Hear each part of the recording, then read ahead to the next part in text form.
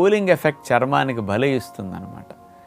దాంట్లో ఇంకా కొన్ని పోషకాలు ఉండేటట్టు, మెడిసినల్ ప్రాపర్టీస్ ఉండేటట్టు యాడ్ చేసే టెక్నిక్కే ముల్తానా మట్టి మంచిది తీసుకుని అందులో అలోవెరా తీసుకుని అంత కలపండి. మీకు కమలాలు దొరుకుతుంటాయి. కమలా దొరికినప్పుడు ఒక కాయ రసం ఆ మట్టి కలపటానికి నీళ్ల బదులుగా కమలా రసంతో కానీ, బత్తాయిలు దొరికినప్పుడు బత్తాయి రసంతో కానీ ఆ మట్టి కలుపుకోండి. ఈ బత్తాయి రసంలో ఉండే యాంటీ ఆక్సిడెంట్ ప్రాపర్టీస్ చర్మ సౌందర్యానికి చాలా ఉపయోగపడతాయి. అట్లాగే అలోవెరా, వీటన్నిటికి మించి మట్టి. అబ్బా, ఈ మూడు కలిస్తే ఇక మీకు ముఖం ఎంత మృదువుగానో చక్కగా కాంతివంతం కావటానికి చక్కగా ఉపయోగపడుతుంది.